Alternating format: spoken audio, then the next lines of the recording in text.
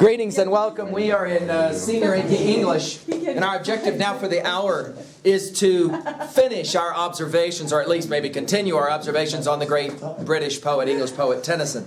I want to begin now with the text Ulysses. And the place that I want to go is to answer a question that we posed a few seconds ago. What is it that we call this poem? Now, in the Romantic period, 1800 roughly to 1850, in the Romantic period, the kind of poem that we saw often, along with obviously sonnets, was what we would call an ode. That is to say, an apostrophe, where you speak in poetic language towards an inanimate object as if somehow the ocean, or as if somehow the tree, or as if somehow a urn, or if somehow a bird can actually hear, understand, and respond. Okay, that's what we call an ode. In the Victorian period, roughly 1850 on, we find another kind of form of poetry that we're going to see recapitulated over and over again. The classic example of it is Tennyson's Ulysses, and it's called a dramatic monologue. A dramatic monologue. So that's where you want to start it to be. Okay? Now, what is a dramatic monologue? Well, you can probably guess what monologue means. If Eves and I are having a dialogue, that's where two of us are talking. So a monologue, Miss Anderson, would be what? Where mono, one. Yeah. So one person is talking versus two people are talking.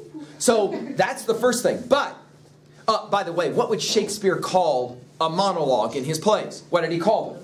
Soliloquies, right? So, in other words, this is not really that new. But now, dramatic. Let's write that one in our notes. If you're using the term dramatic before monologue, then you are assuming a certain kind of context where there is possibly another person there, but will never speak in the poem, never speak, but is there. This is not unlike what Chaucer's playing in his Canterbury Tales, where he will have the partner stand up and say, you know, let me tell you guys about how I preach. It is again a dramatic monologue. He's speaking alone, and yet there's kind of an assumption that he's there, and often there's going to be an entire game being played by the poet. You have to, it's like literally a puzzle. You have to figure out what's going on in the dramatic monologue. Now, Tennyson will play the game with Ulysses. We will have the poets coming forward in the Victorian period who also play this game. The most famous of this is a guy named Browning, who we'll look at here in a couple of weeks. All right? Now, let's begin with the poem Ulysses itself. This is a poem where Tennyson asks you to imagine that Odysseus, or the Latinate use, Ulysses, is speaking. But let's go back in time, all the way back to September, when we were having our conversation about the Iliad and the Odyssey. The Odyssey ends with Odysseus being restored to his wife Penelope. He's been gone for 20 years. Telemachus and Odysseus will fight against all of the bad guys. They'll slaughter all the bad guys. They'll bring in all the servant girls who are sleeping with the bad guys and make them clean up all the blood. Then they take the servant girls out and what? Do you remember? They hang all those poor girls, right? Then finally Odysseus is brought face to face with Penelope, and his first question is, did you sleep with any guy? She's like, no, I would never. Good, because I'd kill you if you did. She asks, where have you been? And he says, oh, it's an unbelievable story. Really? Tell me. Well, let's see. I was with Calypso for 7 years. Man, she was amazing. And then there was like Circe for 2, and she was pretty remarkable. An interesting sexual double standard, we might say, back to our conversation of yesterday. And because, at the end of the Odyssey, because Odysseus and Telemachus kill all those suitors or wooers, their families are upset, and we have a potential pending civil war between the two sides. On the one side, Odysseus, Telemachus stand. On the other side, the families of all these guys, 250 that he slaughtered, stand, and they get ready to come against each other and fight. When from out of the sky, the gods will speak, requiring that there be peace on Ithaca. End of story. And for your notes, and this is significant, and I think I've mentioned this before in earlier lectures, the Greeks do not touch Odysseus again. We know how Achilles dies. We know how Ajax dies. We know how Agamemnon dies. And on it goes. But the Greeks never could touch Odysseus. It's almost as if he's such a sacred hero that they cannot imagine him growing old. And therefore, no death story for this guy. No end story. Beowulf, we know how he gets old. And we know how he dies. Remember that dragon thing at the end of Beowulf, right? But no death story for Odysseus, which will open up for poets after the Greek epoch the penultimate question: how does an old hero die? How does a hero like Odysseus age and then die? We are now speaking in roughly 1880s. Tennyson looks at the dynamic, as we were talking about it earlier in the shoe factory story, between, for example, Schreiber and Sherman and Batson and Miss Anderson. And he looks at the dynamic of economic change, turmoil, upheaval. And he writes Ulysses as a two-part dance. And I like to teach it this way. This becomes a poem that is understood on two levels. One, an individual reading, we will say. Okay. There's a reason why, by the way, I have you memorize some of the poems I have you memorize. Some of that memorization is for no other reason than the practice of memorizing, because you're going to have to do it at the next level. And learning how to memorize, for example, Sonnet 116, is a great way to begin the practice of mnemonic work over-related to memory. All of you in academics will have to do this. You'll have to memorize 1,000 pieces of information for an examination. And if you've done memorization before, where you break it up into small parts and you put some kind of meaning with the words that you're memorizing, then you can hold on to that intel, at least in short-term memory, long enough for the exam. But other poems I'm going to ask you to memorize will speak to you only much later in your life. In other words, you're too young to appreciate some of the words. But if you lock it in your brain, you'll come back to it later. Now, Tennyson's Ulysses is very much a poem like this, because of all the things that I cannot predict about your future. The one thing I can predict about your future, and you know this already from having looked at the pictures on your wall from 3rd grade, is that you will age. You will not look this way forever.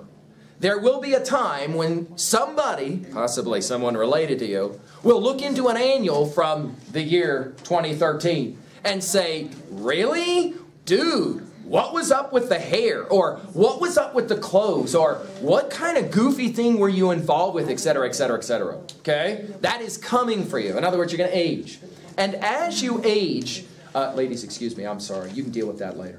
And as you age, you will have a clear challenge in regards to the simple answer: how do you age with grace?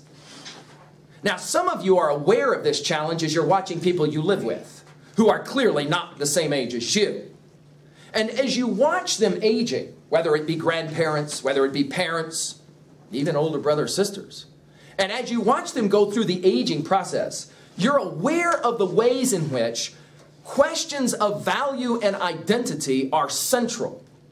Right? If, for example, you hang out with anybody who is quote-unquote retired, you understand that that individual is going through the challenge of answering a simple question: what do I do now? Like before, I did this thing called the rhythms of my work. I got up, I did this thing. Now it's not there. Now what do I do with myself? And of course, the closer that one gets to the kind of years of death and dying, we normally think about those years after 65 in retirement, don't we? The obvious question is, how will I die? What will that look like? Will I die sleeping in a bed? Will I die doing something? What will that look like when I get really old and I have to die? There's a personal reading. Number 2. And I gestured at this one already in an earlier lecture, and now I come back to it. We finish our semester where we began, with Plato. And more particularly, this notion of declension of state. One thing for sure that both Schreiber and Sherman understand in our shoe factory story is the idea that something is shifting in England. Something is wrong. And that something wrong is an aging process. No doubt about it. Let's just say it out loud. Think about your dates. If 1000 Common Era, write it in your notes real fast just to see it on a timeline. If 1000 Common Era is the Beowulf epic, which will constitute as the beginning of English literary history, and 1600 is Shakespeare's Hamlet, we have 6 800 years of history between Beowulf and Shakespeare. Dude, that's double the history that you now have as Americans. And we're just talking to Shakespeare. At 1600, we're still 250 years from Tennyson. So that by the time Tennyson writes, we're talking about 800 plus years of English history. That's 4 times, almost 5 times America's history. It's a fair question to ask if this thing we call the United States of America will make it to year 800. There are lots of skeptics these days. A lot of them. But by year 800, the English people were already starting to come to terms with the rise of the new power, as evidenced in my story on the shoe factory floor of Batson from Boston. A new up and coming, think about your timeline. At 1850, how many years are we past? We hold these truths to be self-evident that all men are created equal. 1776 is 4 years from 1780. We're only talking about under 100 years of time, right? And already it's happening. Already England is watching it happen. That little group of colonies has now exploded into this unbelievable economic power, and it's only going to grow. It's only going to grow. So that by the time England is being attacked by those bombers from Germany, they will fall if it isn't for America's troops. They will. They will fall. America's involvement in the war is necessary, or England will become German-speaking. And that's the first thing Hitler would have done if he had landed in London. Anyone speaking English would have been shot in the head. You learn German or you do not make it. It would have been simple for him. His goal was to take over England and to turn it into a German principate. That's what he would have done if it hadn't been for America. Notice the shift. For 800 plus years, England has this tremendous history, and now all of a sudden, we got to have the help of the Yankees, of the Americans. And the older English are looking at this and saying, what went wrong? Why are we no longer the greatest power? In a word, why did we age? Why did we get old? How does a culture get old and die? That is also an interesting question. That's the second reading. So this poem becomes then user-friendly for 2 groups of people. The individual, Mr. Sherman, who has lost his job and is aging. He's getting older. And the obvious question for Sherman is, I worked all those years on the shoe factory floor. Now I don't have a job. Who am I? And what am I going to do to define myself as valuable? If you have old people in your life who are acting strange, this poem says there is a reason for that you cannot understand until you get there. Because when you're young, it never occurs to you that you won't be. That's foundational to being young. When Odysseus is at the walls of Troy fighting, it doesn't occur to him someday he's going to be 80 plus years old. When he can get any woman he wants because he's so stunningly handsome, it never occurs to him that someday he's going to have to live without hair because it's all going to fall out. And if you live long enough, you're going to find yourself, and this happens to all of us, if you live long enough, you're going to find yourself in a bed where they have to bring you the most basic needs, and you won't even be able to get up out of your bed to go to the bathroom. That is the reality. Of course, we don't like to think about our Jackie Chan heroes that way. Those of us that grew up watching Jackie Chan, we don't like to think about that amazingly gifted athlete will someday not even be able to sit up in bed, and they're going to have to help him do that. See, we don't like to think about that. It bugs us to think about that. Because if that's going to happen to him, that's going to happen to me. The challenge for the first read of this poem is to say, what are you going to do when you get old? How will you respond to that? Now, of course, you get a guidebook. It's called The People in Front of You. When you were a freshman, you learned what it meant to be in high school by watching seniors. When you graduate and start aging, you watch those same seniors, and they get old as you get old. Of course, they get old a little faster than you. And the people who have raised you get older faster than you. And that's who you watch. And you will watch that. And some of you are already familiar with this because you have grandparent situations and you're watching that. Where, for example, somebody's got to go up to grandma and say, honey, we love you, but you are not driving anymore. But it never occurs to us that someday that will be some other younger person saying it to us. And they will say to us, you can't drive anymore. Give us the keys. And as I was once privileged to talk to a woman who was 97. And she was amazing. She was really old, but she had a good mind still. And I said, what is it like? I was young and stupid, so I just asked an insulting question like this. What is it like to be so old? I want to know. What is that like? Because even earlier than that, a really influential old fart in my life had said, anytime you come across somebody who's old, shut your mouth and listen. They're going to say things you don't agree with and you want to fight back. Just fight the temptation because you're stupid, because you're young. But listen to what they have to say. And so I asked her, I said, what's it like to get old? And she said, it's the weirdest thing. I'm 97 years old and I can't move very well. But she said, in my mind, I'm still 18. I can still remember my graduation day from high school, for example. And I don't feel that old here. But then I look at myself in a mirror and I go, oh, it's done. It's like over. And no matter how badly, she said, I want to hold on to be able to see future years, I know it's coming to an end. The obvious question is, how do you deal with that when it happens? So you're not there yet. That's the challenge. You're not there yet.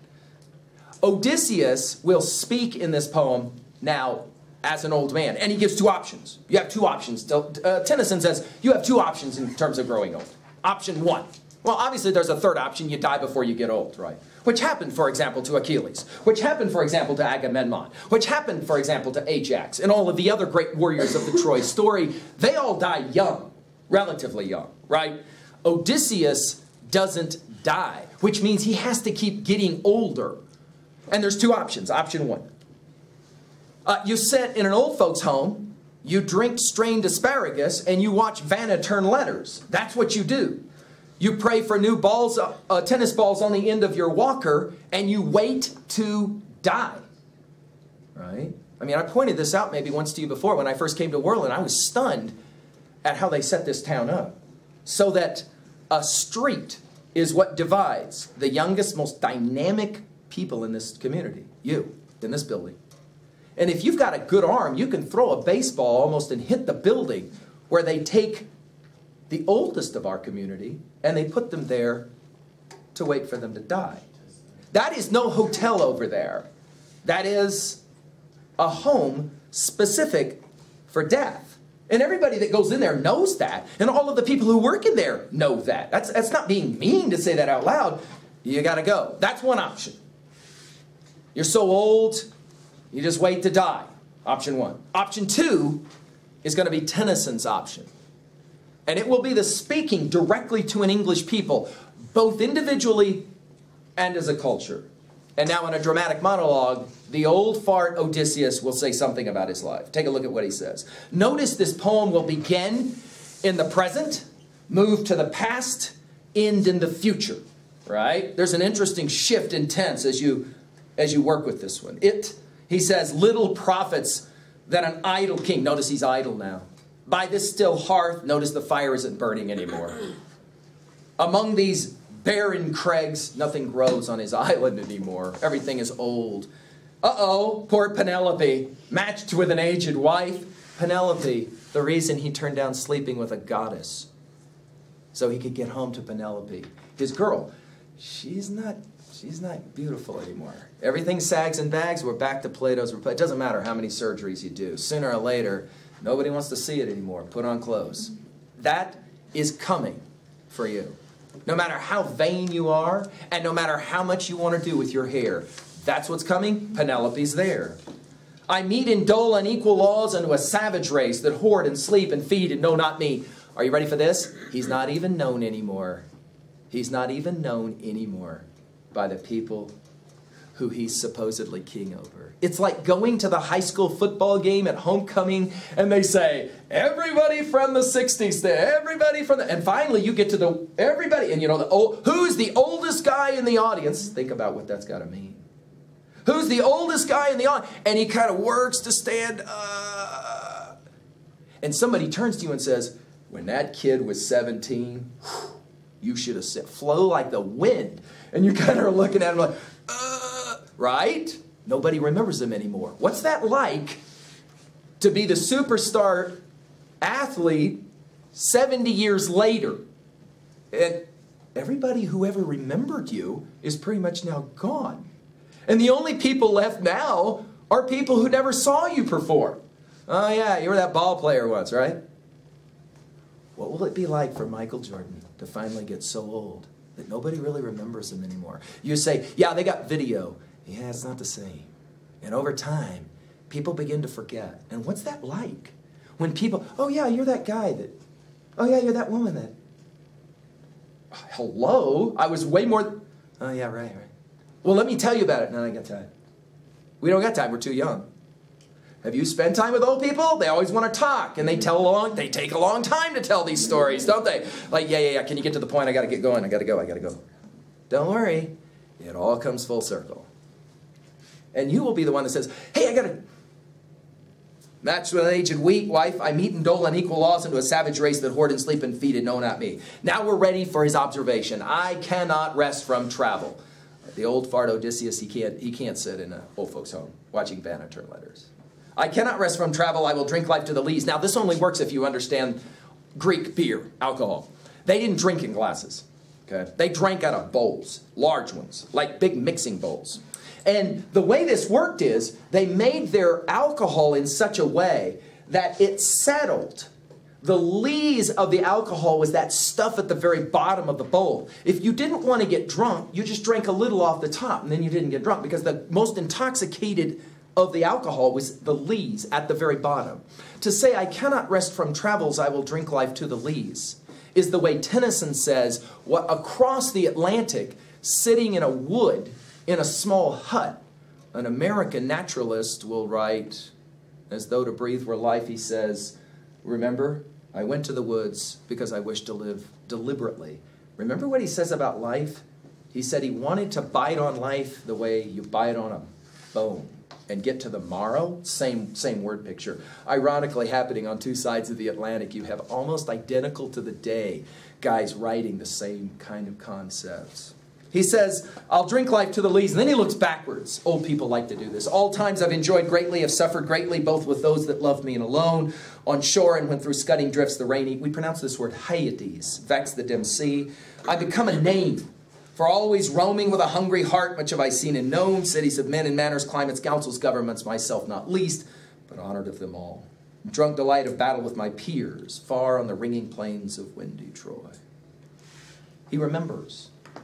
Troy is a long time ago. When you get old, graduation from high school, it's a long time ago. See, you already know this because there was a morning you woke up so unbelievably excited that it was the day you were going to graduate from 8th grade.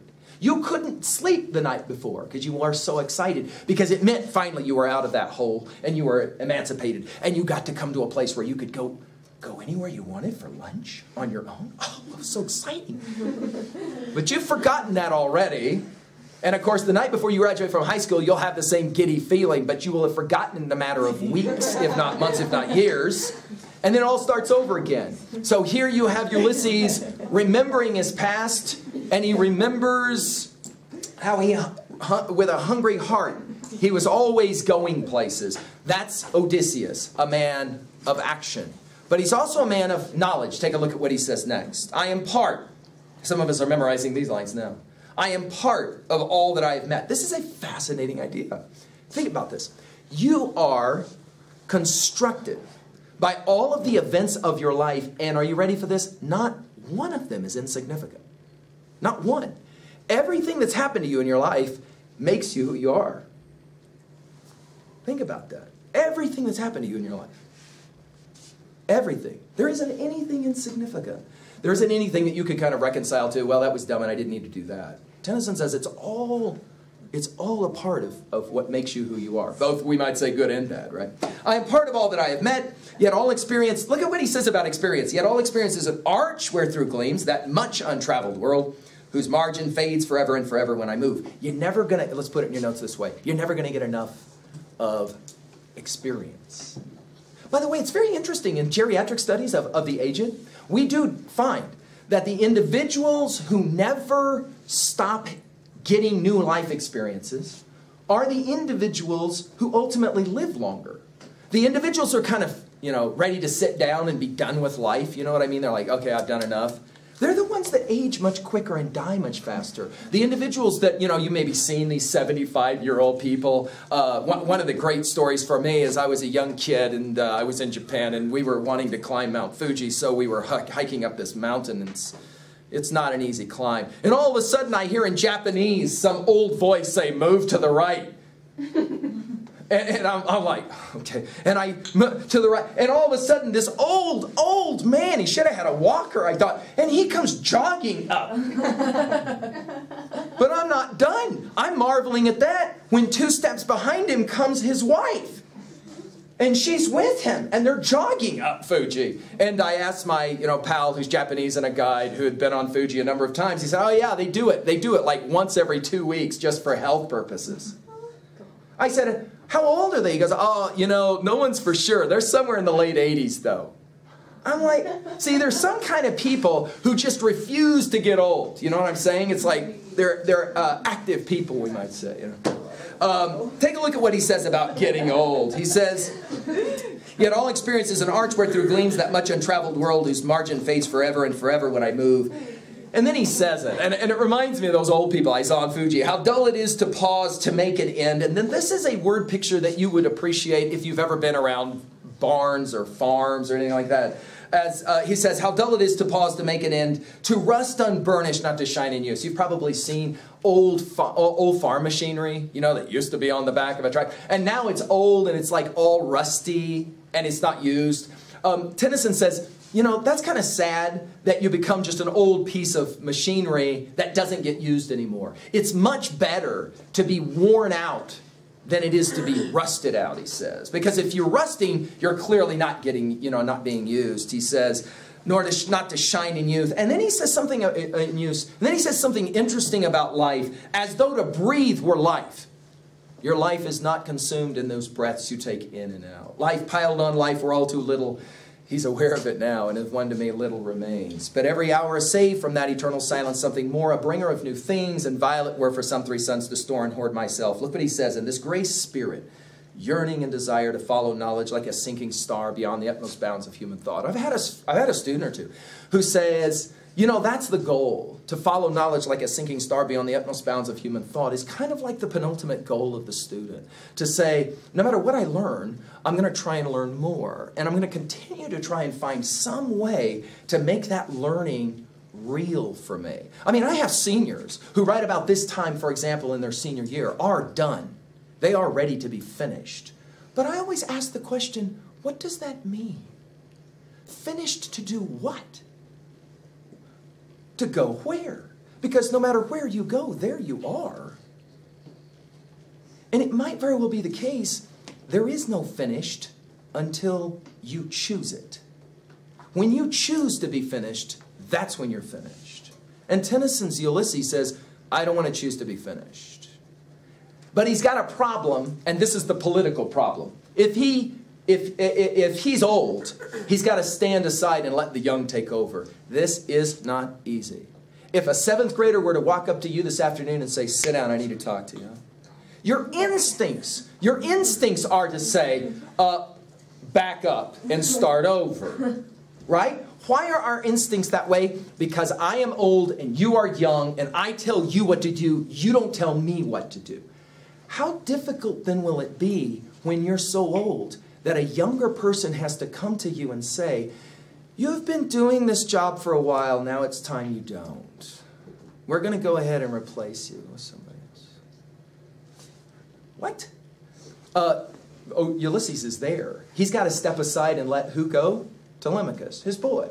And so here now, Tennyson's going to have him say, this is my son, my own Telemachus, to whom I leave the scepter in the isle. Notice what he says about him. He works his work, I mine. In other words, he says about Telemachus, Telemachus is decent not to fail in offices of tenderness and pay meet adoration to my household gods when I am gone. Telemachus keeps the rules. Telemachus is very happy to be the leader. He's ready to be a leader.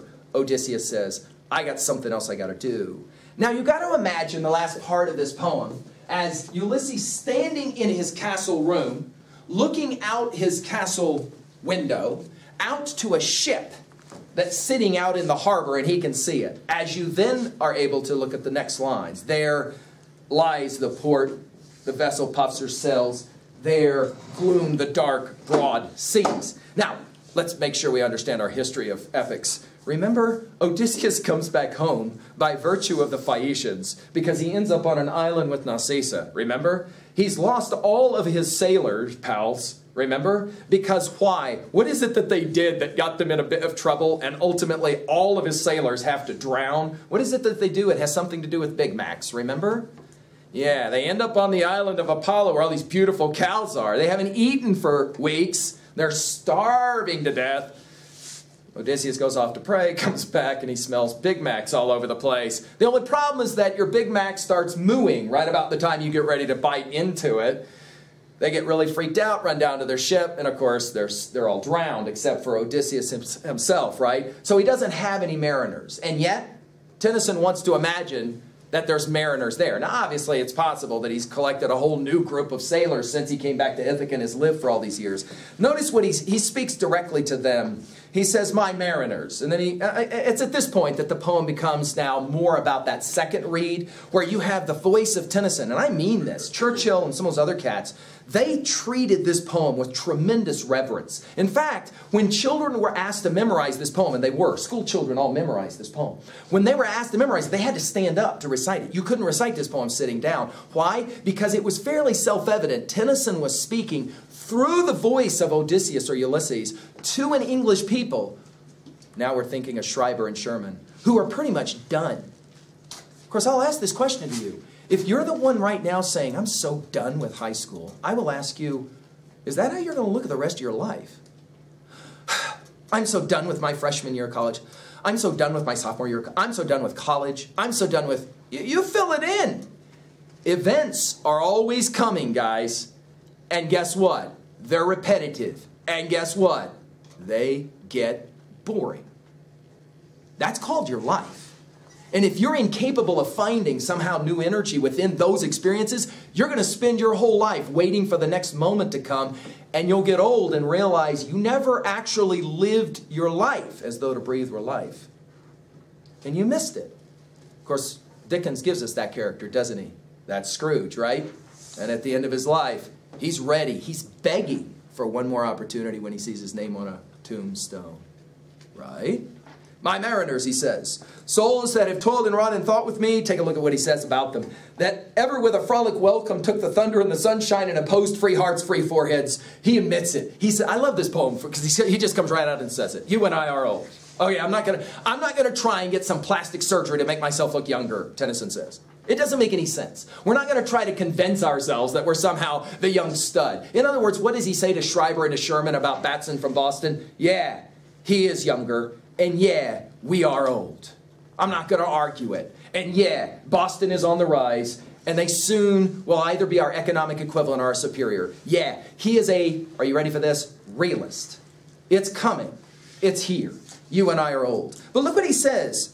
You might say this as a senior even. Yeah, it is true. I only have a few more days. I am old in that regards. But look what he says.